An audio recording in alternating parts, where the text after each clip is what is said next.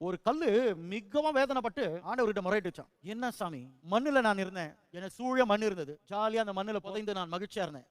இந்த மனுஷன் வந்து கையில எடுத்தான். நான் நினைச்சேன், காலையில மண்ணெல்லாம் மிதிச்சுட்டு போறாங்களே, எனக்கு வந்து வாழ்வு பாரு. என்ன பண்ணிட்டாரு, சிற்பி கையில எடுத்துட்டாரு. நான் ரொம்ப ஜாலியா இருந்தேன் நான். ஆனால் கொஞ்சம் பாத்தீங்களா வாழ்க்கைய, இன்னைக்கு உளியை எடுத்து சுத்தியும் உளியும் போட்டு போட்டு என்ன அடிக்கிறாங்களே.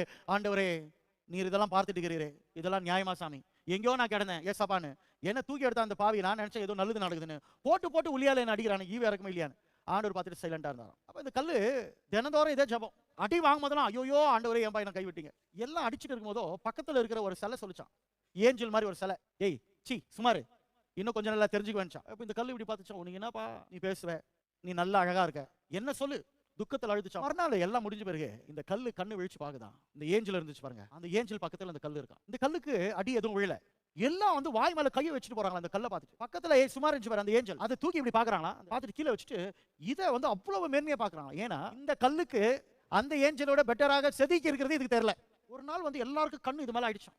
அப்புறமா அந்த சிற்பி சொன்னானா, இப்பெல்லாம் அது தொடாதீங்க அப்படின்ட்டு ஒரு பாக்ஸ்ல போட்டாங்களாம். பாக்ஸ்ல போட்டு இது இன்னும் ரொம்ப கஷ்டமாயிடுச்சான். ஐயோ அடிச்சது மட்டும் இல்ல, என்ன இது போல பாக்ஸ்ல போட்டு சித்திரவதனை பண்றாங்களா. ஐயோ ஏசப்பா, உங்களுக்கு கொஞ்சம் கூட என் மேல இறக்கம் இல்லையா, நான் தனிமையா ஒரு பாக்ஸ்ல என்ன தூக்கி போட்டுட்டு இருக்காங்களே. அப்புறமா தான் ஏலம் விட்டாங்களாம். ஏலம் விடும்போதோ பல லட்சம் மதிப்புள்ள ஒரு விலைக்கு இந்த கல்லால சிதைப்பட்ட சின்ன சிலை போறாங்க. அங்கேதான் இது பார்த்துச்சான், நானா நானா நானா இது நானா இதுச்சான். பக்கத்துல ஏஞ்சல் வந்து கோமா பேச, ஏய் சும்மா இருந்துச்சான். அப்பதான் தெரிஞ்சுச்சான், இதுக்கு சும்மா இரு போ தெரிஞ்சுன்னு சொல்லிச்சான். அப்பதான் கையை உயர்த்தி சொல்லிச்சான் அந்த சிலை, ஆண்டவரே நான் உபத்திரப்பட்டது நல்லது, அதனால உங்களுடைய நன்மைகளை நான் தெரிந்து கொண்டேன். அந்த சிலை யாருமே இல்ல, நீதான்.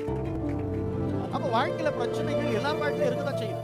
அந்த பிரச்சனைகள் போராட்டம் ஆண்டவர் என்ன கைவிட்டாரா, என்ன மறந்துட்டாரா, எதுக்கு வாழ்க்கை, அது போல யாரும் நினைக்க வேண்டியது இல்லை.